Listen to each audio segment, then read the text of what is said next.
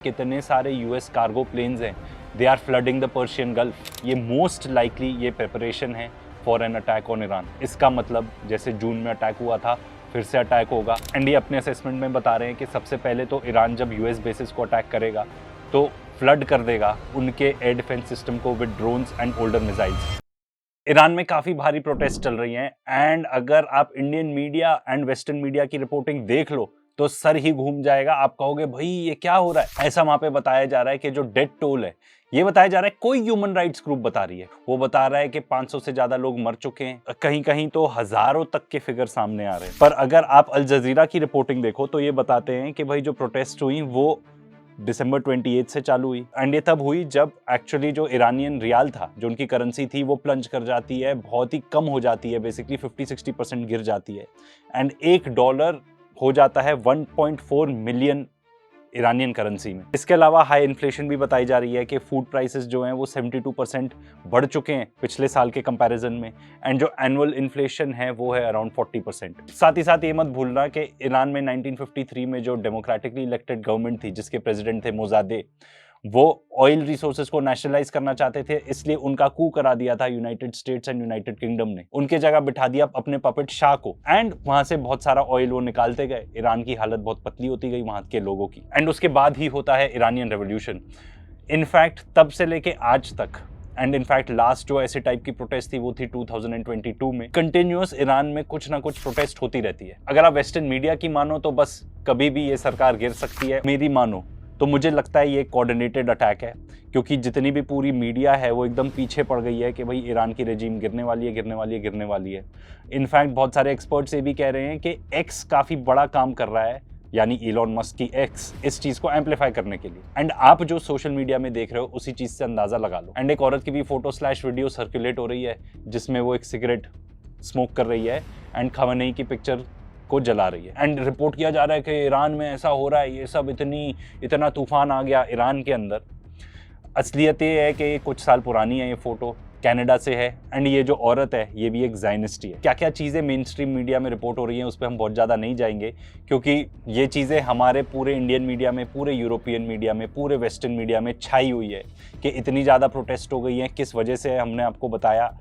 And अब बस कभी भी सरकार पलट सकती है। ये चीज़ें काफ़ी डिस्क्रेडिट हो जाती हैं जब वेस्टर्न मीडिया ओवरडू कर देती है चीज़ें। एंड वेस्टर्न मीडिया के साथ साथ जब डोनाल्ड ट्रंप, यूनाइटेड स्टेट्स के president the great Donald Trump, वो खुद ही ओवरडू कर देते हैं चीज़ें कि अगर मान लो असली में भी कोई प्रोटेस्ट हो रही होगी तो कोई भी लॉजिकल इंसान इनकी स्टेटमेंट्स को देख के यही सोचेगा कि यही लोग करा रहे हैं प्रोटेस्ट। इसी चीज़ को आज एक्सप्लोर करेंगे। और तो ये बता रहे हैं कि भाई Iran is looking at freedom like never before. जैसे तुम्हारे ट्वीट करने से कुछ फ़र्क पड़ जाता है, ठीक है। The USA stands ready to help. अब जब एक ऐसा इंसान जो एक सॉवरेन स्टेट को, वेनेजुएला की बात कर रहा हूँ, वहाँ के प्रेसिडेंट को, निकोलास मादुरो को उठा लेता है, उसके बाद अपने आप को ही कह देता है कि मैं हूँ एक्टिंग प्रेसिडेंट ऑफ वेनेजुएला, तो जब ऐसा इंसान इस टाइप के ट्वीट करेगा तो आप क्या सोचोगे? आप यही सोचोगे ना कि हाँ यही लोग करवा रहे हैं। तो अगर मान लो असली में लेजिट भी होती प्रोटेस्ट, जो कि काफ़ी हद तक थी, इन सब टाइप के ट्वीट्स और ये सब पढ़ के आप डेफिनेटली ये सोचना ही पड़ेगा कि भाई ये क्या हो रहा है, यही लोग करवा रहे हैं क्या। एंड अगर वेनेजुएला की बात की जाए तो ये खुद अपने आप को एक्टिंग प्रेसिडेंट बता रहा है एंड वहाँ पर जो यूनाइटेड स्टेट्स का डिपार्टमेंट ऑफ स्टेट है वो खुद ही सारे वेनेजुएलन्स को बोल रहा है कि भाई जल्द से जल्द निकल जाओ, अमेरिकन सेफ ही नहीं है वेनेजुएला में, ऐसे कैसे एक्टिंग प्रेसिडेंट हो भैया। तो ये बेसिकली बताता है कि भले ही जो भी रिपोर्टिंग चल रही हो वेस्टर्न मीडिया में, वेनेजुएला में चीज़ें इनके कंट्रोल में है ही नहीं, आउट ऑफ कंट्रोल है। आउट ऑफ कंट्रोल है तभी तो अपने सिटीजन्स को बोल रहे हो कि भाई निकल जाओ वहाँ से। तो अब आगे देखने की कोशिश करते हैं कि एग्जैक्टली हो क्या रहा है, क्या ये प्रोटेस्ट लेजिट है या नहीं है। तो देखो, सबसे पहले तो अगर बात की जाए तो प्रोटेस्ट लेजिट है। स्पेशली खास तौर पे जब शुरू में वो चालू हुई तो एक्चुअली लोग बहुत ज़्यादा डिस्टर्ब थे एंड प्रोटेस्ट चालू होती है उनके मेन मार्केट से, क्योंकि जब इनकी करेंसी ऐसे कोलैप्स कर जाती है तो जितने भी शॉपकीपर्स हैं वो बेचारे परेशान हो जाते हैं कि भाई हम पैसे कैसे कमाएंगे। जब हम जितनी भी चीज़ें बाहर से लेके आएंगे वो इतनी ज़्यादा महंगी होगी तो फिर पैसे कैसे कमा पाएंगे भाई हम। तो इन दैट सेंस तो प्रोटेस्ट बहुत लेजिट थी।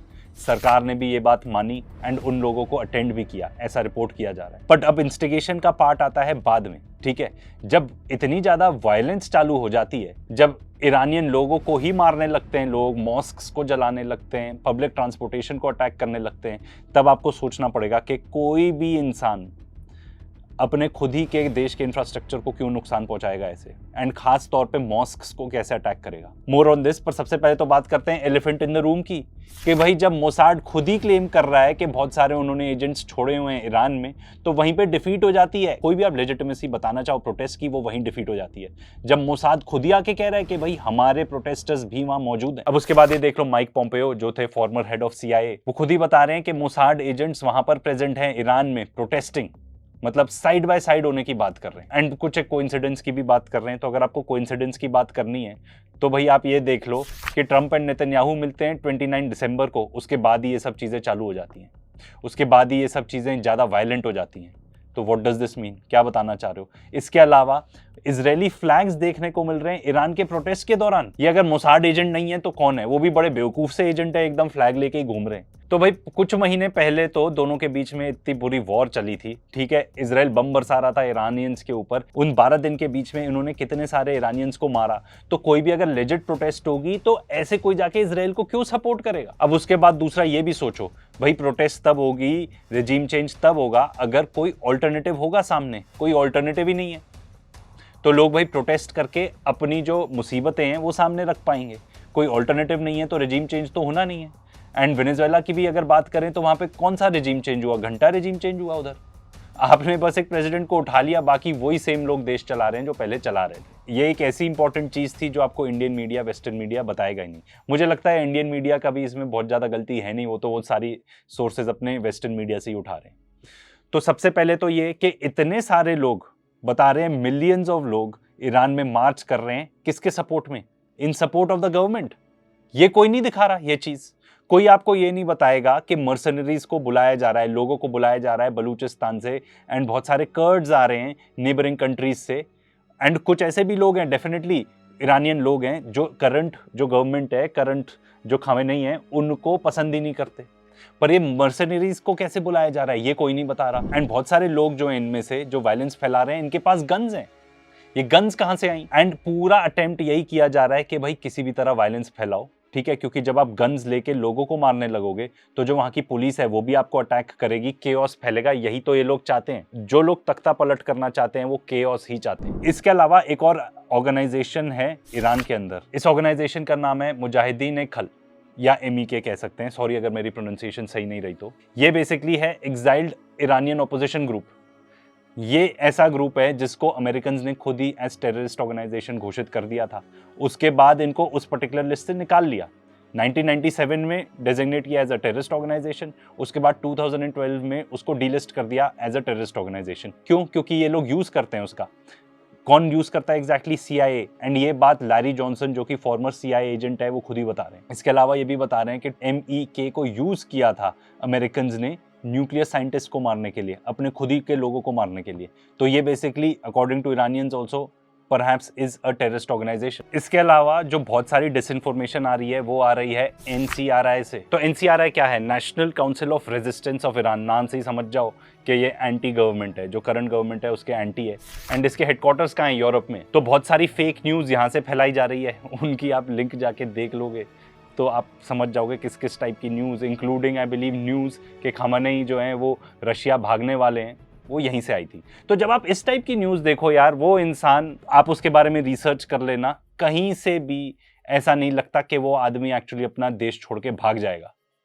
जब इजराइल अटैक कर रहा था तब कुछ नहीं हुआ, तब भी वो डटा रहा, ठीक है। And Iran actually sort of victorious निकला उस पर्टिकुलर वॉर से। हमने कितने सारे वीडियोस बनाए के दिखाए हैं आपको कि एक्चुअली इजराइल था जिसने सीज फायर मांगा था, क्योंकि इजराइल की हालत बहुत ज़्यादा पतली हो रही थी। जब इस टाइप की न्यूज़ आप देखो जिसका कहीं सर पैर ही नहीं है, तो ऑफकोर्स आपको सोचना पड़ेगा कि भाई ये क्या हो रहा है, ये पूरा मीडिया मैनेजमेंट हो रहा है। इसके साथ साथ बहुत सारे लोगों का ये भी मानना है कि लोगों की परेशानी जो है वो प्रेसिडेंट से, क्योंकि बहुत ज़्यादा फाइनेंशियल मिसमैनेजमेंट हुआ जिसकी वजह से करेंसी इतनी ज़्यादा गिर गई। एंड हो सकता है कि करेंसी वापस ऊपर भी आ जाए, क्योंकि एक कोऑर्डिनेटेड अटैक है, तो शॉर्ट सेलिंग प्रॉब्ली चल रही होगी ईरानियन करेंसी की। And at some point of time में भी वो लोग बाय बैक कर लेंगे, तो जो करेंसी है वो स्टेबलाइज हो जाएगी फिर से। पर इस बात में कोई भी डाउट नहीं है कि ये एक कोऑर्डिनेटेड अटैक था जो सब कुछ चालू हुआ after the meeting of Trump and Netanyahu. अब ये सुनो, ये पर्टिकुलर न्यूज़ ये तो बहुत ही मजेदार है। तो बहुत सारे Kurdish soldiers supported by Israel and United States of America Iran की टेरिटरी एंटर करने वाले थे। एंड इनका इंटेल टर्किश इंटेलिजेंस एजेंसी ने ईरान को दिया। बताया कि ये लोग इन्फिल्ट्रेट कर रहे हैं, आपके यहाँ आ रहे हैं अनरेस्ट फैलाने, एंड इन लोगों को ईरान ने अरेस्ट कर लिया या मार दिया, इन लोगों को ट्रैक कर लिया थैंक्स टू टर्की। तो भाई अब ये अलग टाइप की कोऑर्डिनेशन देखने को मिल रही है between Turkey and Iran. And ये जो पर्टिकुलर न्यूज़ है, एंड ये जो न्यूज़ है ये बैक्ड अप बाय काफ़ी सोर्सेज हैं, such as Larry Johnson and such as Alistair Crooke, जो कि एक्स MI6 एजेंट रहे हैं। उन्होंने अपने सबस्टैक में इस न्यूज़ का रिपोर्ट किया है। तो भाई आप इमेजिन कर सकते हो, टर्की हेल्प कर रहा है ईरान की, ये तो किसी ने सोचा भी नहीं था। एंड उसका एक बहुत बड़ा रीजन है, क्योंकि टर्की जानता है एक एक करके सबका नंबर आएगा एंड उसका भी नंबर आएगा नेक्स्ट। अगर हमारी बात नहीं मान रहे तो यही देख लो, जेरूसलम पोस्ट में ही एक ओपिनियन पीस है जो बता रहा है कि जो अब नेक्स्ट फ्रंट होगा और जो सबसे डेंजरस होगा वो किसका होगा, टर्की का होगा। अब इसके अलावा हमने आपको सॉर्ट ऑफ इसके बारे में बताया है, पर ये सुन लो, जो फॉरेन मिनिस्टर हैं ऑफ ईरान वो क्या कह रहे हैं।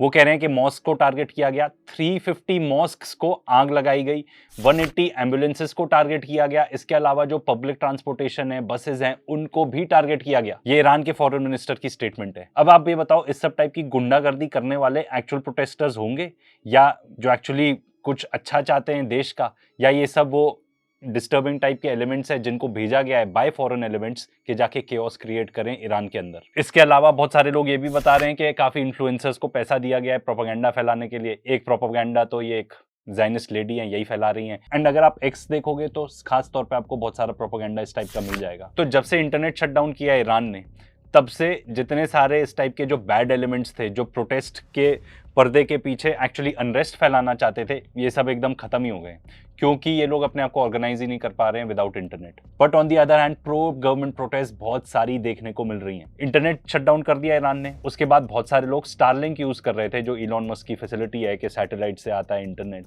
वो यूज कर रहे थे बहुत सारे लोग। तो अब ये रिपोर्ट आ रही है कि ईरान ने उसको भी बंद कर दिया, एंड रिपोर्टेडली ये किया गया है bye technology supplied by Russia. तो स्टारलिंक इंटरनेट बंद हो गया तो एक्चुअली गेम चेंजर ही हो गया, सारी प्रोटेस्ट बहुत सारी खत्म ही हो गई। ये एक प्रो ज़ायनिस्ट अखबार ही है जो बता रहा है कि 40,000 स्टारलिंक टर्मिनल्स थे जिनको स्मगल किया गया था, देश के अंदर स्मगल किया गया था बाईपास करने के लिए इंटरनेट को। अब आप ये मुझे बताओ, ऐसे कौन लोग होंगे जो टर्मिनल स्मगल करके लेके आ रहे हैं, जो जानते हैं कि भाई प्रोटेस्ट होंगी, अनरेस्ट होगा तो सरकार बंद कर देगी इंटरनेट। कौन है इतने ज़्यादा अवेयर लोग? क्या ईरानियन लोग होंगे ऐसे?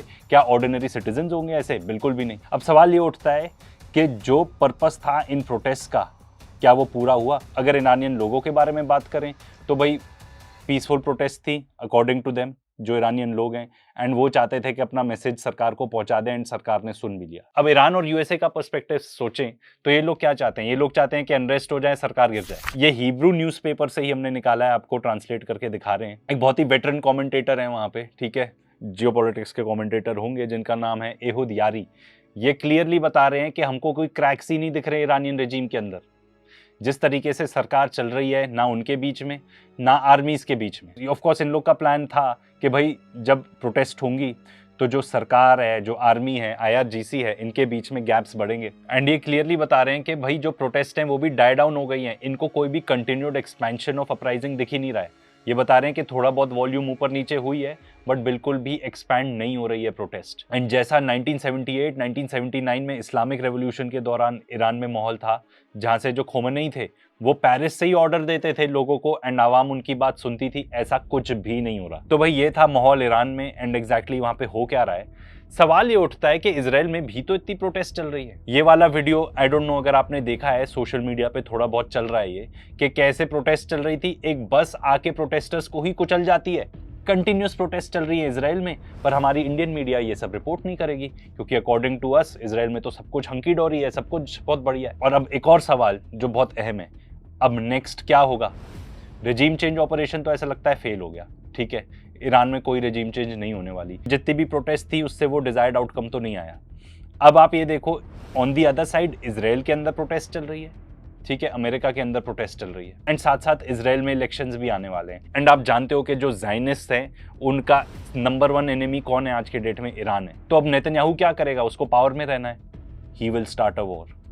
एंड ऐसा ही लगता है, क्योंकि ये अगेन लैरी जॉनसन बता रहे हैं अपने सबस्टैक में, उन्होंने बताया कि कितने सारे US कार्गो प्लेन्स हैं, they are flooding the Persian Gulf. इसका मतलब अराउंड ईरान जितने भी बेसेस है यूनाइटेड स्टेट्स ऑफ अमेरिका के, वहाँ पर बहुत सारे कार्गो प्लेन्स पहुँचाए जा रहे हैं, बहुत सारा इक्विपमेंट, बहुत सारा क्या क्या पहुँचाया जा रहा होगा। इवन पॉसिबल कि बहुत सारा एयर डिफेंस इक्विपमेंट वहाँ पे पहुँचाया जा रहा हो, because they feel that Iran attack करेगा, बिकॉज दे फील कि वॉर चालू होगी या ये लोग खुद ही वॉर चालू करना चाहते हैं। एंड ये बता रहे हैं कि ये ओपन सोर्स इंटेलिजेंस है जिसको कोई भी देख सकता है। इसके अलावा कुछ ऐसी अनवेरिफाइड रिपोर्ट्स भी हैं कि रशिया से भी बहुत सारा सामान एंड चाइना से भी बहुत सारा सामान ईरान आ रहा है। लैरी जॉनसन का जो ओपिनियन है, जो कि एक्स CIA एजेंट है, वो बताते हैं कि ये जो मूवमेंट्स हैं ये मोस्ट लाइकली ये प्रिपरेशन है for an attack on Iran. इसका मतलब जैसे जून में अटैक हुआ था फिर से अटैक होगा। फर्क ये है कि इजराइल के साथ साथ यूनाइटेड स्टेट्स ऑफ अमेरिका भी ग्राउंड पर उतरेगा। तो ये बता रहे हैं कि जितना भी इक्विपमेंट वहां पहुंच रहा है मोस्ट प्रोबेबली ये एयर डिफेंस सिस्टम्स होंगे जो वहां पे बेसिस पर तैनात किए जा रहे हैं। बिकॉज सिंपल बात है, अगर USA अटैक करेगा इजराइल के साथ तो बॉल गेम पिछली बार से थोड़ी फर्क होगी। ईरान इजराइल को तो अटैक करेगा ही, साथ ही साथ जो US के बेसिस है वहां पे उनको भी अटैक करेगा। एंड ये अपने असेसमेंट में बता रहे हैं कि सबसे पहले तो ईरान जब US बेसिस को अटैक करेगा तो फ्लड कर देगा उनके एयर डिफेंस सिस्टम को with drones and older missiles. फिर उसके बाद जब काफ़ी ड्रेन होने लगेंगे उनके मिसाइल सिस्टम, क्योंकि US के पास भी एक लिमिटेड सप्लाई ही है, अनलिमिटेड सप्लाई नहीं है पेट्रियट मिसाइल्स का, तब उसके बाद बड़ा अटैक करेगा। एंड यही सेम टैक्टिक हमको इजराइल ईरान के बीच में देखने को मिली थी। एंड वो ये भी बता रहे हैं कि बहुत सारा Russian and air defence units भी पहुंच चुके हैं ईरान, एंड ईरान ने भी अपना जो एयर डिफेंस सिस्टम है उसको पिछली बार से ज़्यादा मजबूत कर लिया है। तो अगर आपको इन शॉर्ट बताएं, रिजीम चेंज ऑपरेशन था ये जो ईरान के ऊपर कराया जा रहा था। डेफिनेटली लोगों को कुछ प्रॉब्लम्स तो थी ही थी, इसलिए प्रोटेस्ट चालू हुई, पर जितनी भी वायलेंस हमको देखने को मिल रही है ये एक्चुअली इजरायली एजेंट्स हैं या मर्सनरीज हैं, अलग अलग जगह से लाए गए अनरेस्ट फैलाने के लिए। तो अब ये जो रिजीम चेंज ऑपरेशन है ये फेल हो चुका है। एंड अब नेक्स्ट चीज़ जो हमको देखने को मिल सकती है वो है United States and Israel going to war with Iran.